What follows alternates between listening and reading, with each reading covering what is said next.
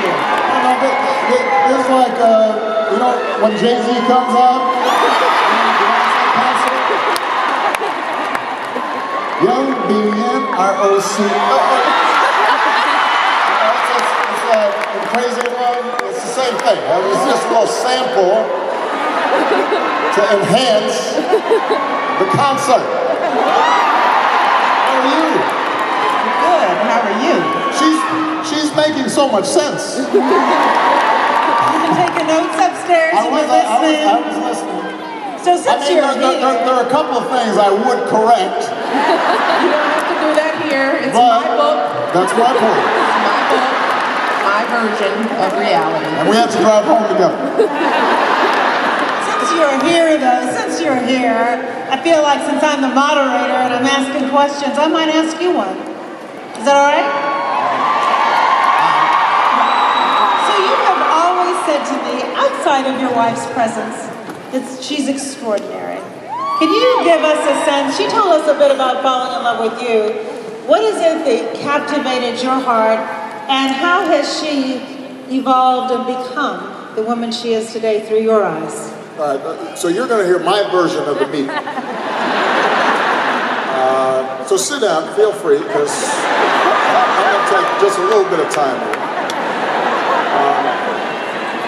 But first of all,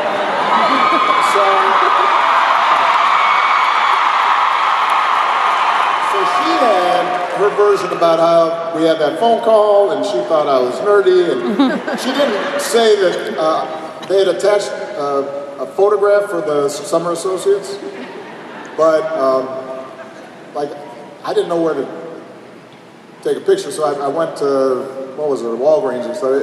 It's someplace where they had a photo booth, you know, and I just took one, and the camera, I think I was too close to it, so my nose was really big, and the lighting wasn't great. It wasn't a good It wasn't a good picture. So I understand why she wasn't impressed. Now my thinking was, I'm reading this at Princeton, Harvard, and we get on the phone, and she's very proper, because as she mentioned, I'm at work. She was very much in her, business, little miss, lawyer mode. So she's all like, well, we're really looking forward to having you here, and blah, blah, blah. And I'm thinking, she seems a little uptight. That was my impression.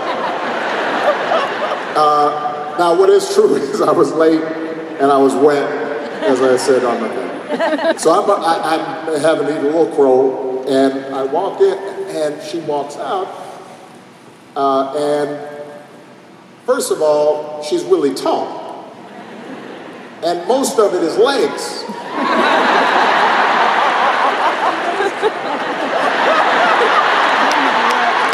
So I just want to make that point. All right, children are here. I'm just saying, she was impressive. So she was much cuter than I had expected, and very tall. Did I tell you she was tall? And very long. But what is also true, and I heard you say this, and this I can attest to. You know how you meet somebody and you feel like, all right, they get it, or at least they get how you see things. And so once we were together, and she had closed the door, and so she wasn't acting, all like, and we could just kind of talk and be relaxed. Right away, obviously she was extraordinarily smart and beautiful. She had this great sense of humor, great storyteller, you guys, as you are here. But there was also a sense of depth, because even though I didn't know her full story at that point, you could tell this was somebody who had a story behind the surface that was powerful. So it's true, I just kept on asking her out. And she had let me say this whole mentor thing. That's what it was called. Yeah. So the way this works is that these law firms, because Michelle had gone straight through school, I had worked, so she was younger than me, and we get there. And basically what happens with summer associates when they're trying to recruit, they assign somebody who's like taking you out to lunch and showing you where the Xerox machine is. So it wasn't like that serious. But she thought somehow she would be taking advantage of me. So I was all like, what's the big deal? Why don't we just go out? So no, that wouldn't be appropriate. And I don't know if you remember that, I actually said, well, I'll quit the job, and then we can go out, there will not be a conflict of interest. So basically I wore her down. And, but here's the main point I think I want to make, is that during that summer, even while she was, pushing off, and it's true, she was trying to set me up with some of her friends who I was not interested in at all. But, that's okay. Don't go there. I'm not.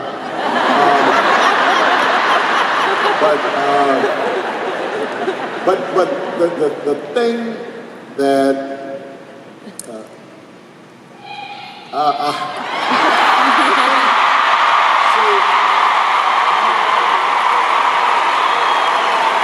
what they missed right there was like those long pauses. Remember how he used to not finish his thought really quickly? He used to do that all the time on TV.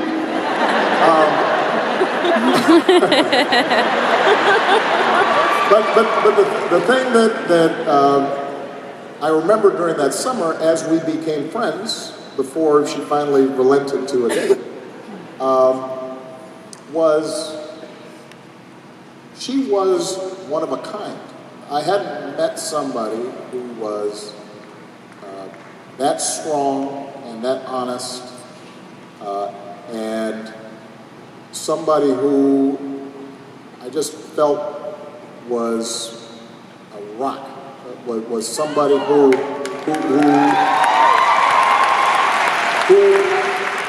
I knew at that point I would always be able to count on.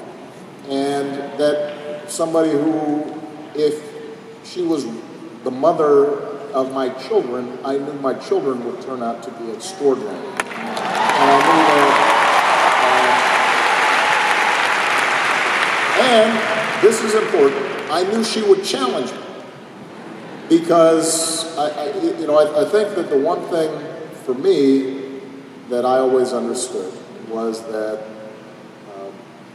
whatever marriage, whatever partnership, was going to work, it couldn't be one that was just one-sided. And I did have a pretty clear sense of where I was going. And I wanted somebody there who would call me when I was wrong and would push me if I was falling short. And boy, did she do that.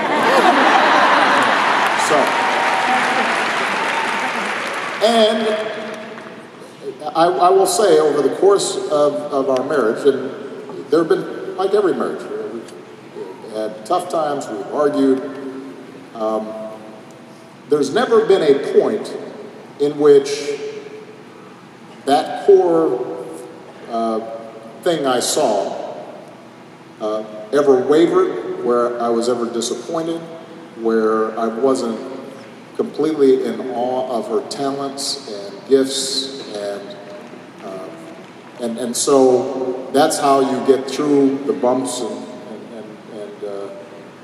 difficulties, is when you see the other person and you're absolutely convinced, that person remains as extraordinary, as one of a kind, as I thought she was way back when. So. Ladies and gentlemen, Michelle Obama and her husband, President